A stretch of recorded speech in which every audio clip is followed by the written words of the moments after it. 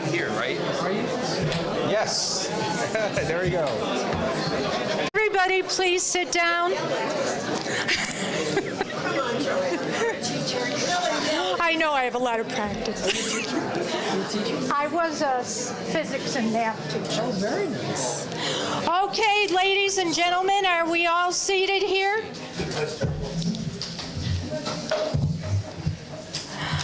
Okay, we are now going on to the congressional candidates. So it's my pleasure to introduce Mr.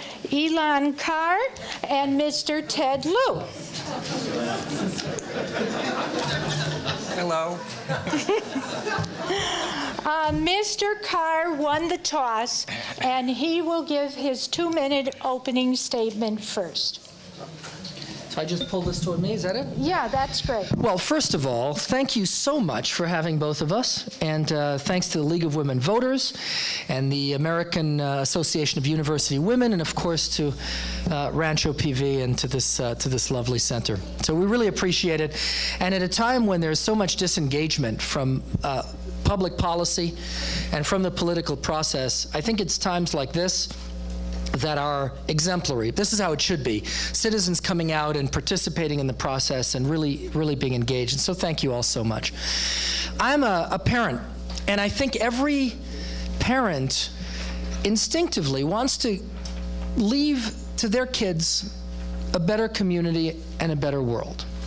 My fear is that if we don't make the right decisions today, and I mean today, not in 10 years or in 5 years, but now, we will be bequeathing to our children an America that is less safe, less secure, less prosperous, less preeminent in the world. And that's why I'm running for Congress. Now, we have a whole series of problems. We have schools that in many cases aren't working. We have an economy that hasn't grown to the level that we need, and that doesn't offer Americans the opportunities it did only a decade ago. We have problems at our borders. We have a broken VA that isn't taking care of our veterans. And the list goes on and on and on. And through all of these problems, all of which, by the way, are fixable, we look to our nation's capital in the hope of finding leadership. And what do we see? Hyperpartisanship and bickering and blame and dysfunction. My campaign isn't about blame. And it's not about labels. It's not about partisanship. It's about reaching across the aisle, bringing people together, and focusing on real solutions to real problems affecting American families. That's what we need to do today for the sake of a better future that our kids so deeply need and desperately deserve. Thank you very much. Thank you. Mr. Lieu. Thank you. Thank you for being here tonight. I'm going to tell you why I'm running for Congress, and then I look forward to answering your questions. The reason I'm running for Congress has to do with how I came here. I am an immigrant, like tens of millions of Americans, and when my parents looked at a map of America, they could have picked beautiful California or Florida. They picked Cleveland, Ohio. That's where I grew up, and we were poor. We started off living in the basement of a person's home. My parents did not speak English well, and they went to flea markets and sold gifts and jewelry to make ends meet. They did that for several years, eventually opened one store in a shopping center, and then they worked hard, saved some more money, opened one gift and jewelry store in a shopping mall. My brother and I would help watch that store because we were free labor. And then eventually, they expanded to 6 stores. And so in my mind, they achieved the American dream. They went from being poor to a home, gave my brother and I an amazing education. I went to Stanford and then Georgetown. And it's one reason I joined the U.S. Air Force on active duty. I believe I can never give back to America everything this amazing country has given to my family. One reason I choose to remain in the reserves. I am a lieutenant colonel at Los Angeles Air Force Base with 19 years in. And it's one reason I'm running for Congress, is to make sure that this dream remains open for people who want to work hard and succeed. After Air Force active duty, I went to a law firm and private practice practice. I'm also a recovering attorney. I then went to a financial services company, elected Torrance City Council in 2002, the State Assembly 2005, and the State Senate in 2011.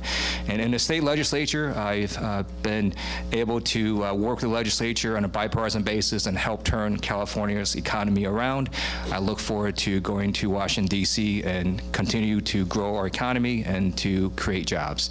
And with that, happy to answer any questions that you may have tonight. Okay, thank you. Now we will go to the first question, which will go to Mr. Carr. What would you change about America's current military policy? Well, the last few years, we've seen tremendous cuts to our military. Now, I spent a year in Iraq. I led an anti-terrorism team and life-saving missions throughout the country as a U.S. Army officer. And then I actually prosecuted terrorists who had hurt American soldiers. And I've got to tell you, when we see what's happening in the world today, the decline of American interest in so many places, the exposure of the United States to grave danger. We see mass murder in Syria. We see places in Iraq where I led anti-terrorism missions. We heard Mosul in the news, Mosul falling to ISIS. I led an anti-terrorism mission in Mosul. And only a few years ago, we had established relationships with Sunni tribal chiefs who were working with the U.S. military to fight Sunni terrorists. This was an amazing success, and we blew those relationships. And so now we have grave danger and exposure to not only to Americans overseas, but to us here at home. We can't keep our people safe here at home unless we exercise leadership overseas. And exercising leadership means maintaining the ability to project U.S. power around the world. Now, I don't want to have to project U.S. power around the world, but as we all know, the only way to prevent conflict is to be strong so that we can deter conflict. Now, in this day and age, America is not as strong as we need to be. We're not leading like we need to be. And the results around the world speak for themselves, and we need to change that. Thank you. Mr. Lieu. Thank you. Having served 19 years in the Air Force, it's very clear to me we are an amazing military. The U.S. military is very good at defeating adversaries, at blowing things up, taking over territory. But our country is not so good at asking the next question, which is, what next? What do you do after that? So I'll give you a couple examples. In Libya, Gaddafi was an evil, bad person, but there's not a lot of evidence he was going to strike the U.S. So he gets taken out. Arguably, there's much more chaos now in Libya, more people dying. Saddam Hussein was a brutal, evil dictator. Not a lot of evidence he was going to strike the U.S., and no evidence that he had weapons of mass destruction.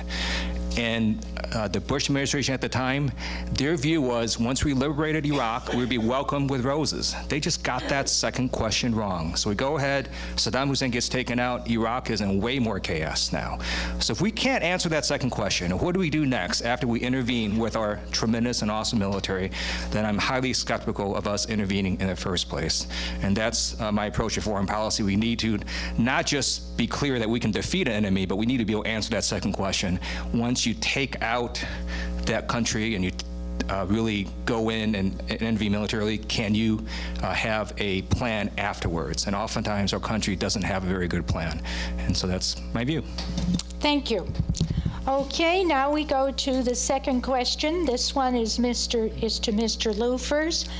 Do you support raising taxes on the top 1%? So Proposition 30 was something that Governor Brown championed and I supported. And Proposition 30 helped turn California around. Let me just take you down memory lane about 5 or 6 years ago when we in California were facing many of the same issues that America is facing today. We had deep political gridlock, a budget deficit of over $60 billion, double-digit unemployment, and we were on the verge of a government shutdown. But we didn't do that. I was on the Speaker's leadership team. We worked together with Democrats and Republicans, made some very difficult choices, stabilized California in 2008, came back again in 2009, provided a foundation on which to grow. Governor Brown gets elected. He has a balanced approach to balancing the budget, which is both cuts and revenues. And with that approach, California has now turned its economy around. Just a few months ago, we passed an on-time balanced budget. We have paid down our debt by over $10 billion. We'll be largely debt-free by 2020. We have reinvested over $10 billion to K through 12 education, reinvest in higher education, and as a result, we now have a projected budget surplus, $2 billion reserve. We've recovered all our jobs since the recession. We led the nation in job growth this past year, and just last month, we created more jobs than any other state in the union. Okay, Mr. Carr. No, I certainly wouldn't. Our tax rate on the top marginal bracket in this country is at 40%. 40%. We tax our corporations, we tax our people, we tax every aspect of life, and California especially. Now, you know, we talk about the track record in California. Unemployment here is almost at 9%. Youth unemployment is double that, and minority unemployment, well, it's catastrophic. So I think we can do better. I think we can do much better. The answer is you cannot tax your way out of debt problems, and you can't tax your way to economic prosperity. The only way to have a growing economy and consequentially more revenues to the federal coffers and the state coffers is to have a growing economy and a private sector that's growing. Well, what do we see in California? Jobs leaving, companies fleeing from high tech to automotive to aerospace to Hollywood even. My goodness, everyone's leaving. They want to go to Texas and Nevada and Toronto and Australia. We need to stop the bleeding. We've got to bring our job creators back to California. Not only will that bring down the unemployment rate and give so many of our kids the opportunities they don't now have, but it will also increase revenues, both in California and federally. That's the answer, not raising taxes, which are already at 40% for the top bracket. Okay, our next question. How would you handle the situation in the Middle East if you were President of the United States? 2 minutes? That's a 2 minute. That's a 1.5 1.5 minutes. All right. Okay, and I think you're first, Mr. Carr. So first of all, I think the Middle East is a perfect example of what happens when America doesn't lead. We have mass murder going on in Syria. We didn't have to deploy troops to stop that. All we needed to do is prop up and support the moderate opposition to Assad in Syria. We didn't do that. We blew it. And so now the Sunnis became radicalized, and an ISIS affiliate called al-Nusra now is reigning in the parts of Syria that Hezbollah doesn't control, another enemy of the United States. In Iraq, where as I said before, we had these relationships with Sunni tribal chiefs, we blew those relationships. Now we've got ISIS on one hand, Iran on the other. And then the big ticket item. The big ticket item is Iran, the chief state sponsor of terrorism, spinning its centrifuges every day, approaching nuclear breakout capability, and with a missile program. They're building ICBMs. And ICBMs, by the way, are not for Israel. They've had missiles that could hit Israel for a long time now. ICBMs are intercontinental ballistic missiles. That's for us. And so we're in danger. What we need is to return to American leadership. I would, one, rebuild those relationships with Sunni tribal chiefs. You don't have to deploy troops to do that. We need to get back to that. We need to fund them. Second, what's left of the moderate opposition in Syria, we need to fund that. And third of all, we've got to stop picking on Israel. Israel is one of our best friends in the world. Support for Israel has got to be a central core feature of U.S. foreign policy. It needs to be unwavering. And on that, I have a long track record of support for the state of Israel, and that's critical to our foreign policy. Thank you. Mr. Lieu? Thank you. I believe Iran getting a nuclear weapon poses an existential threat to the state of Israel as well as to the entire region. It's one reason I was a principal co-author of California's law in 2007 that divested our pension funds from Iran's nuclear and energy industries. That's why I was a co-author for a law in 2010 that told companies who invested in Iran's energy sectors that you cannot contract with the state of California. That's why I was a co-author of a law that took on the insurance companies and told them that if you invest in Iran, then you cannot count those investments towards your capital market requirements. So I've had a long, consistent record of action on protecting Israel and of making sure that Iran does not have nuclear weapons. Now, in terms of the rest of the Middle East, let's just be clear. We're now in our 14th war in the Middle East. And let's call this what this is. This is a war. When you do an air campaign of this size, it's war. You're blowing things up, you're killing people. And we're sort of in this situation, right, because the Bush administration invaded Iraq, and then they go on this massive spending spree to train Iraqi soldiers, billions of dollars. What happens? They run, right? They face some opposition from ISIS, they run, and now our enemies have our weapons, so we're using American air power to destroy American Humvees that our enemies have. Makes very little sense. So I'm very skeptical, again, of having massive American engagement in the Middle East. Thank you. Okay, our next question will go to Mr. Lieu. Do you favor campaign finance reform, and if yes, what would you change? I do favor campaign finance reform. I would work every day to pass a constitutional amendment to overturn the Supreme Court's decision in Citizens United. As some of you may know, it was that phenomenally stupid decision where the Supreme Court said corporations are people. And just think to yourself, when's the last time you had dinner with a corporation? So clearly they're not people, but the Supreme Court said they are. As a result, our political campaigns have now been flooded with outside money, lots of out-of-state interests. So this year I actually authored a bill to put on an advisory ballot measure in California's November election, a question for the voters, whether they want to overturn Citizens United or not. The California Supreme Court took that off because they wanted briefing on the merits. I know when they get the briefings on the merits, they'll put it back on for 2016. But the whole goal of that is to send the message to Washington, D.C. that, look, the 8th largest economy in the world wants Citizens United overturned. And if we get other states to do this, then it sends a message to D.C. that if you pass a constitutional amendment, the states will be with you. And that's how we passed constitutional amendments in the past. It's not as if Congress wakes up one morning and says, let's pass a constitutional amendment. What happens is the states and the people around the states all stand up and say enough is enough. That's how the women's suffrage movement got the constitutional amendment. And I think that's what we need to do. We need to get people energized to get a constitutional amendment to overturn the horrible Supreme Court decision in Citizens United. Okay, Mr. Carr. Thank you. I think that however one feels about Citizens United, putting ballot measures on to send a message to the Supreme Court isn't very effective. It isn't going to change very much. I believe in campaign finance reform. I think, for example, number one, we should stop the practice of allowing people who sit on committees and have direct responsibility in Congress for oversight of certain sectors to receive donations from those sectors. How is that ethical? I mean, I'm a lawyer. That smacks of conflict of interest. If you serve on a certain committee in the House of Representatives and you deal with a certain issue and you're getting money from that industry, well, my goodness, how is that not a conflict? Of course it's a conflict. I would stop that practice right away. You don't need a constitutional amendment for that. All you need is a House ethics regulation for that. And I would propose such a thing. And that would stop right away. That would stop a lot of the unethical trends, I think, that you see with regard to this. There's another thing I would do, and that is full disclosure. Every donor to any kind of group should be disclosing who they are. Right now, certain groups, donors can make donations and not disclose who they are. I would require full transparency. Nothing protects people better than disclosure and sunlight.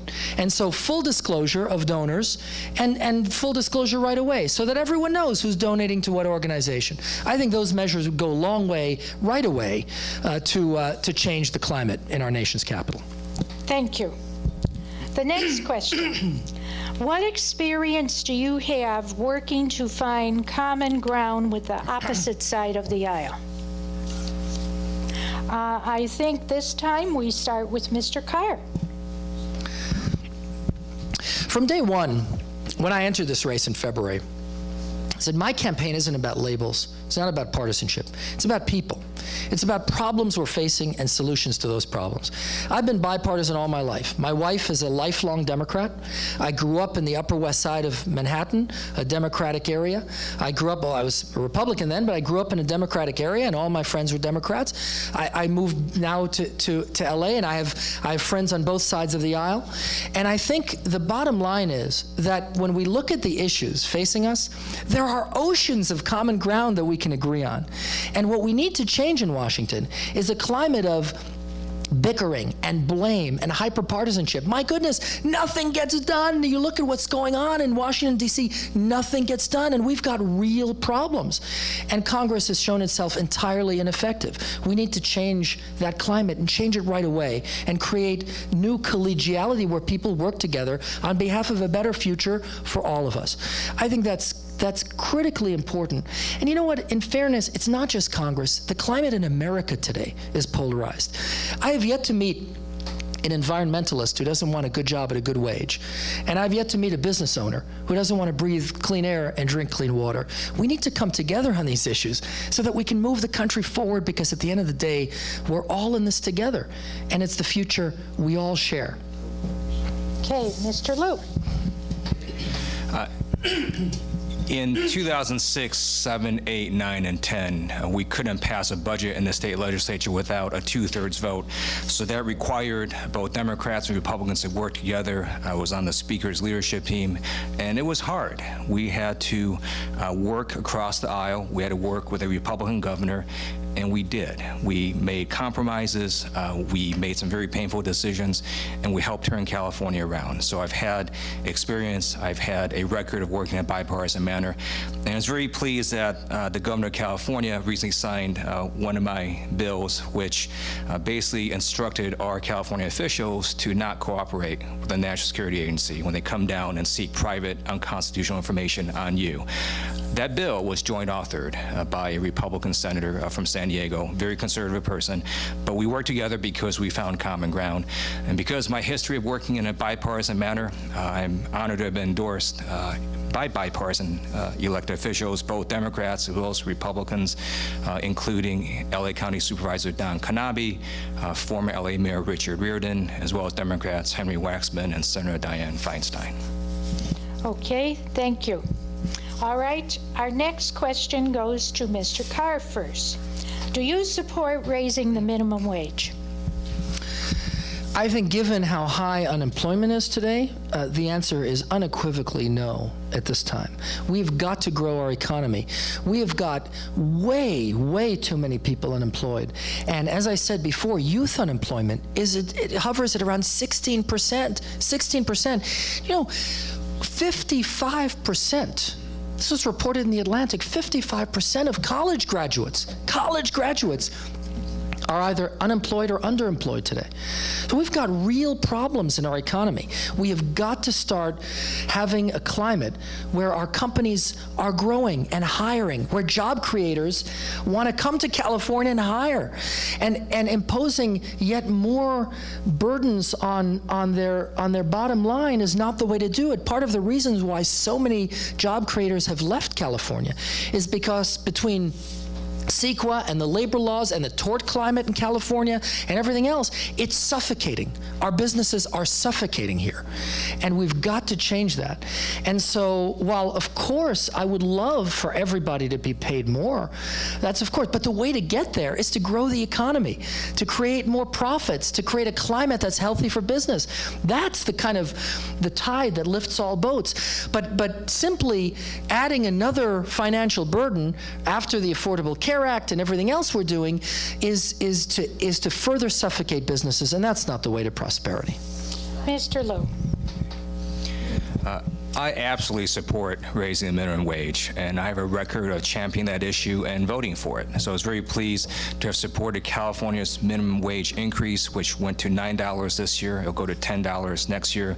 I support the Obama administration's proposal for the federal government to go to a minimum wage of $10.10.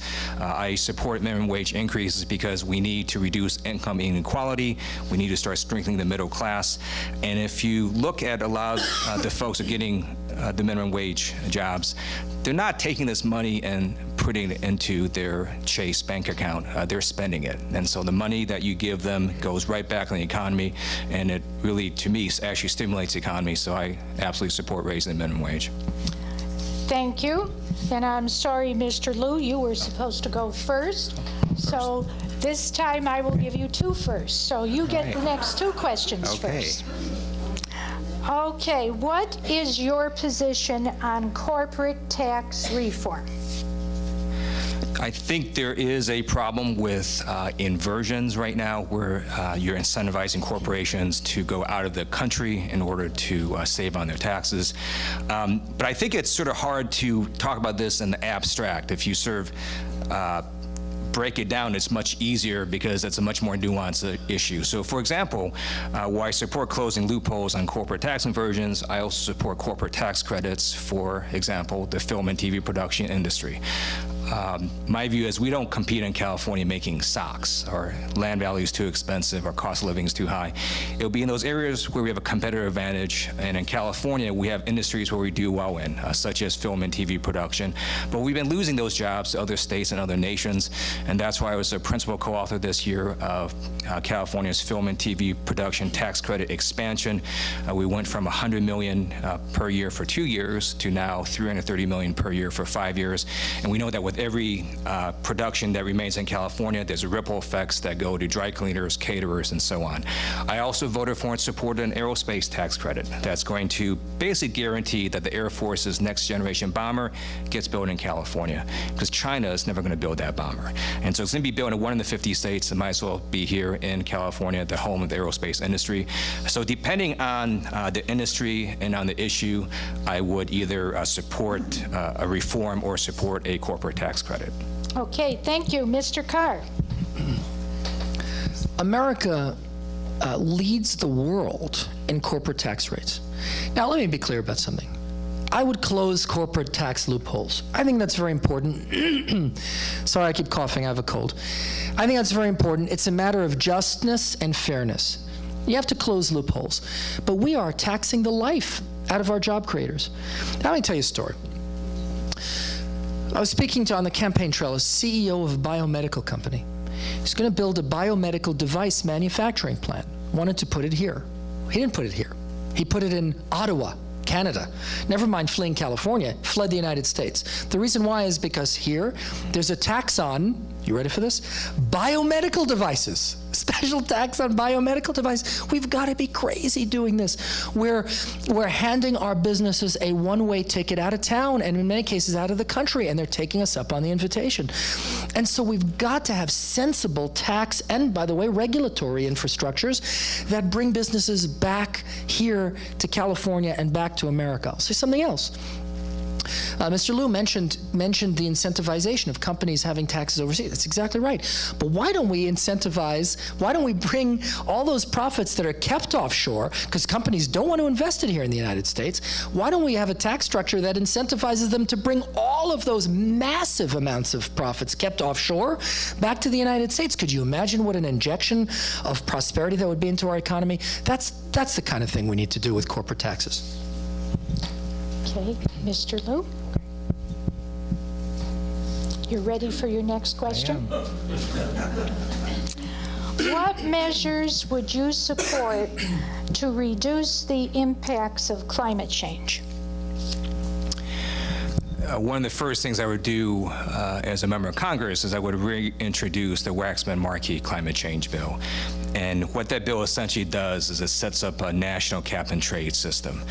In California, we have cap-and-trade. I was a co-author of AB 32, the landmark Global Warming Solutions Act in California, which set up a cap-and-trade system. It also mandated reductions in greenhouse gases by 2020.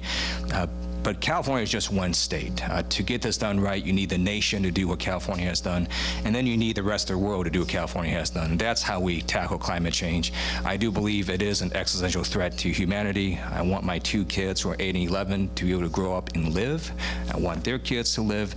And you're already seeing the effects of climate change. We've seen increased flooding in some areas. We've seen droughts like in California. And you can only deny it for so long before reality just smacks you in the face with climate change, and it's coming. So I would work on this every day. I do believe it is an urgent issue. Other thing I've done is, it's clear to me we have to adapt to a changing climate. So I authored a bill in California that has now provided 2 rounds of funding of over $3 million to cities and organizations in California to deal with climate change adaptation. Hermosa Beach was one of the cities that got one of those grants. And that's something I would work on in DC as well, is to give the funding necessary to local communities to address the climate change effects that they're dealing with. Thank you, Mr. Carr. I agree that reduction of greenhouse gas emissions is very important. By the way, when I say I'm pro-environment and pro-business, I'm not kidding. The LA Times wrote that I'm pro-environment. That's what the LA Times wrote about me. So I am pro-environment. But let me ask you this. What sense does it make to impose enormous burdens on U.S. businesses without dealing with the fact that one of our leading polluters in the world is China? I mean, it's one planet. We're on the same planet. And so if you're talking about greenhouse gas emissions and the need to affect climate change globally, you've got to deal with the world's largest polluters. So what, are you going to beat up on California businesses and make things far more expensive for them to operate here and allow China to dump into the atmosphere all kinds of, and by the way, carbon emissions, that's the least of our problems coming from China. So we've got to deal with this in a sensible way that addresses international concerns. And that means we've got to sit down with other countries and say, what are we going to do that makes sense? And at the end of the day, we can be pro-business and pro-environment. They're not mutually exclusive. But to do that requires coming together, putting forth creative solutions, but also dealing with the international challenges to global pollution. And that is absolutely essential if we're to deal with this problem in a way that actually makes an impact on climate change and on cleaner air for everybody in the world. Thank you. Okay, now we're going to take one more question. We chose this one because it's a yes or no answer, and we're running out of time. Yes, sir. And also because it is a little amusing.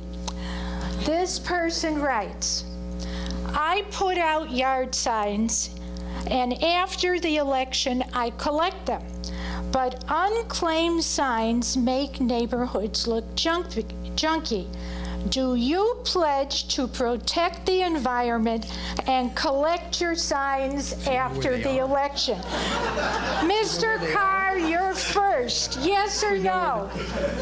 I would absolutely collect my land signs if I can, my lawn signs if I can find them. I will collect them. The problem is some people take lawn signs. You don't know where they put them.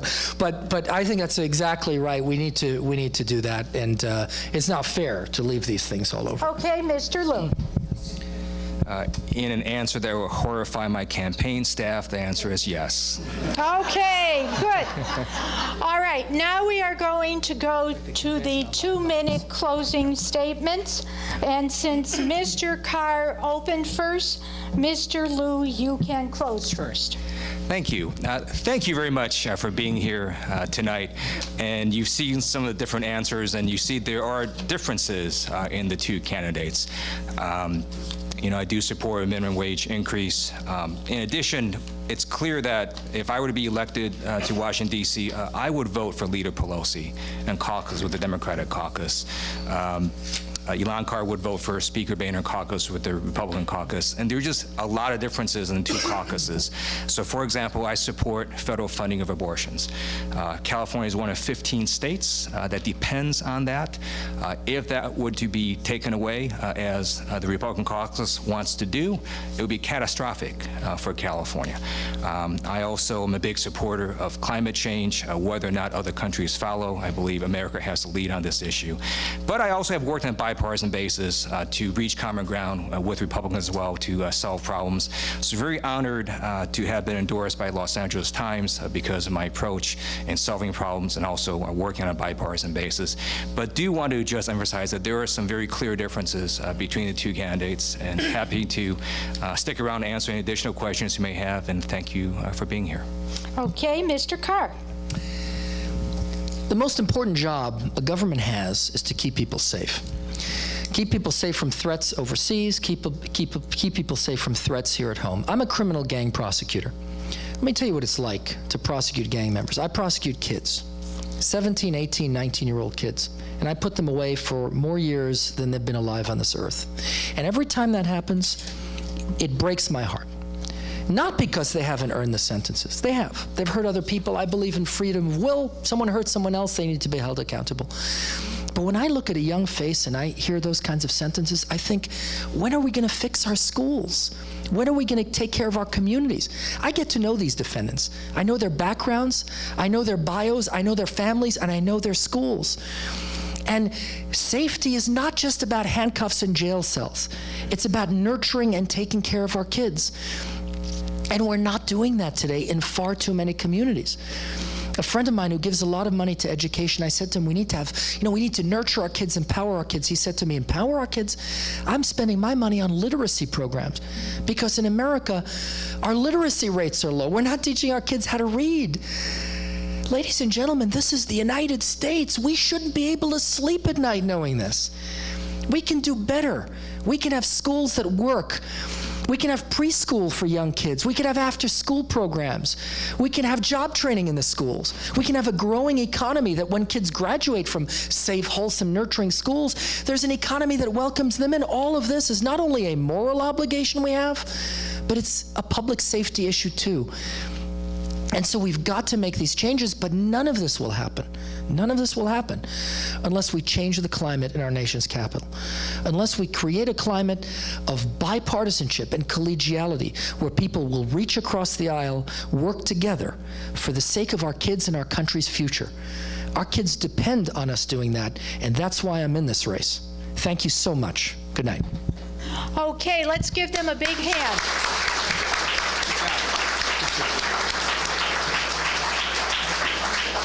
Ladies and gentlemen, I thank you for coming. Remember that your vote is your voice, so get out there and vote on November 4th. Thank you.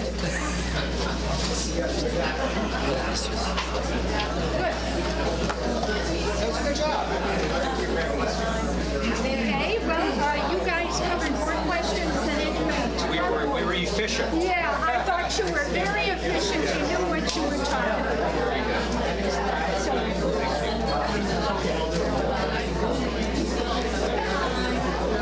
So good to see you again.